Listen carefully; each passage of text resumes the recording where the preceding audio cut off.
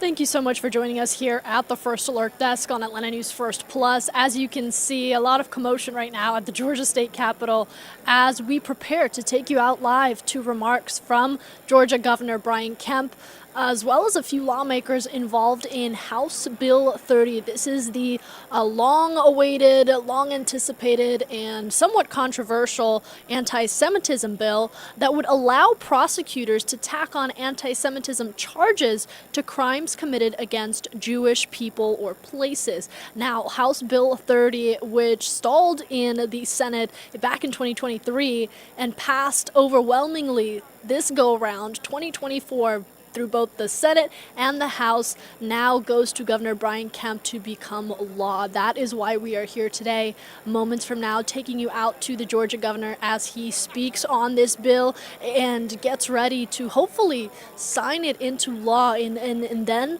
from there, the anti-Semitism bill that would create language within Georgia's legal code would see its reality that it has long been waiting for. Again, last Thursday, if you were with us, we took you out to the Georgia Senate floor where 44-6, that was the vote that led to House Bill 30 passing on to the House from the Senate, and then now here today, almost a week later, to the Georgia governor. Now, I do believe we are going to be hearing remarks soon. I want to take you out full screen to this live view that you have here of the Georgia State Capitol. A lot of people that will be expected, we're expecting to stand behind the governor and speak, and there he is approaching, where we will be hearing his remarks shortly, likely on this bill and the long road that it faced ahead of what will be an exciting signing for supporters.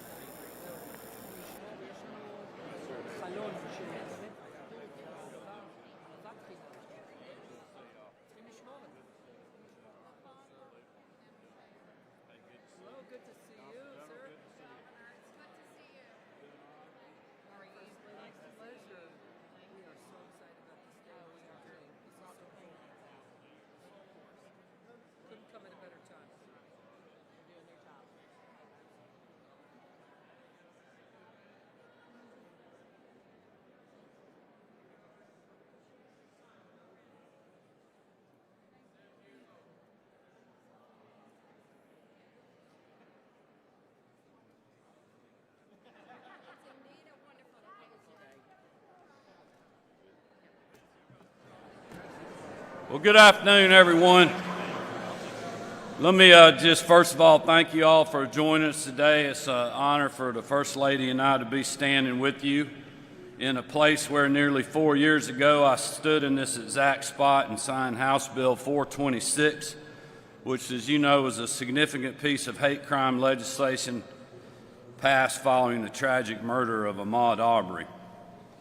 I said that when I signed that legislation, it did not right every wrong, but it was an important step.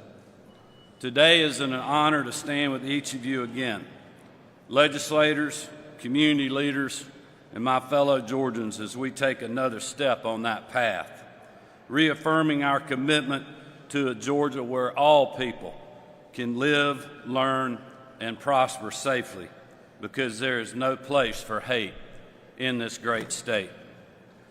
I want to start by thanking Lieutenant Governor Jones and Speaker Burns for being with us today and for their strong partnership.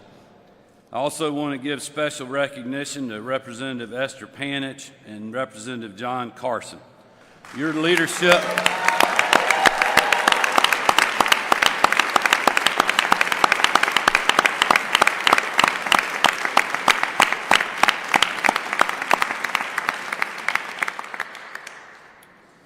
Your leadership on this issue is a reminder of what we can accomplish when we work together to address the needs and concerns of those that we serve. I also want to thank President Pro Tem John Kennedy and Minority Leader Gloria Butler, who helped move the bill very quickly through the Senate this session. Thank you all.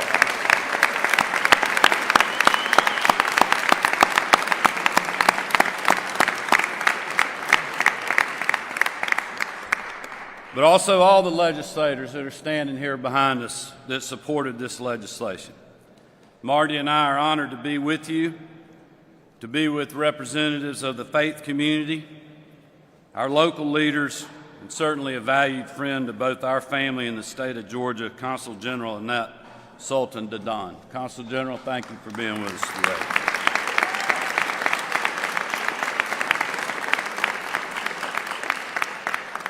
We're also joined by a special guest, Jenny Savidia, who is a survivor of the October 7th terrorist attacks in Israel.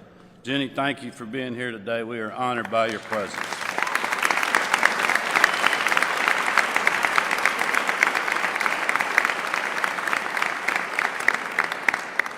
I also want to thank a couple of my fellow constitutional officers who were able to make it today, our Attorney General Chris Carr and our Insurance Commissioner John King for being with us.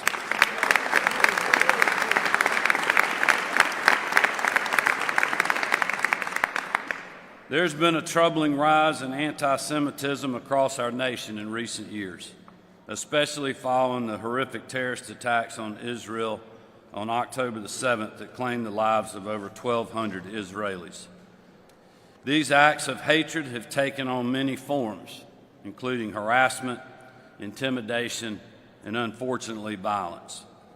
Georgia has not been immune to that horrible reality. Our Jewish citizens have experienced hate in the form of anti-Semitic flyers spread across neighborhoods, messages on social media calling for the death of Jews in Israel and around the world, and even hateful gatherings outside synagogues.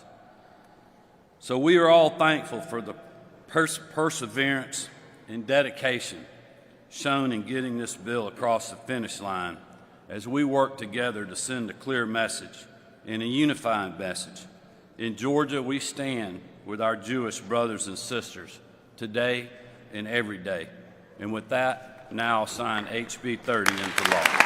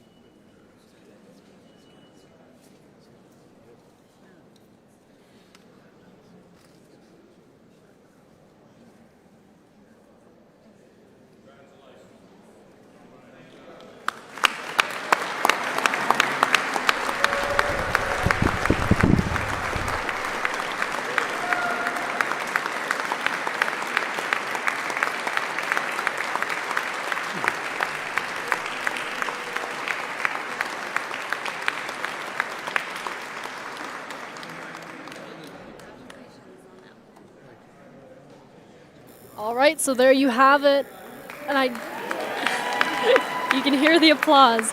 Governor Brian Kemp has signed House Bill 30, long awaited for anti-Semitism bill into law. There you saw the pen giveaway, which is common after a signing, especially a significant one like this, where we do see the pens that were utilized being given away to supporters, partners on the bill, people who were involved and vocal to get this thing through, standing proudly behind the governor, posing for a picture. And as you can see right there, his signature, bringing House Bill 30, again, the anti-Semitism bill, into law here in the state of Georgia.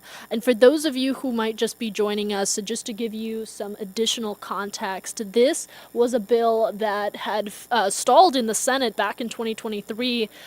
We saw it did not make it through. However, in 2024, after some language adjustments and continued conversation, there was a overwhelming support from the Senate, a 44-6 vote just last Thursday that allowed that bill to pass through, and then of course on to the House, where it continued to see that overwhelming majority support, leading us to today. Governor Brian Kemp signing House Bill 30 into law.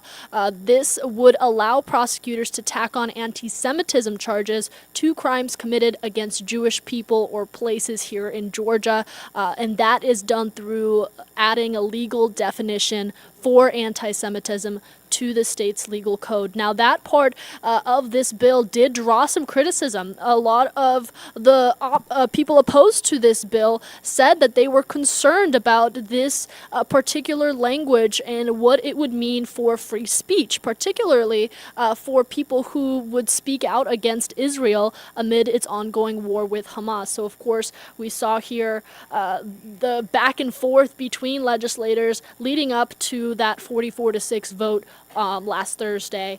And of course, we will continue to follow this for you and bring you coverage. Our Abby Kastouris will have a report for you on Atlanta News First, detailing this signing today and everything you need to know about this new anti-Semitism law here in Georgia and what it means for the state's future. Thanks so much for joining us. Atlanta News First, News at 3 is coming up next. We hope you tune in.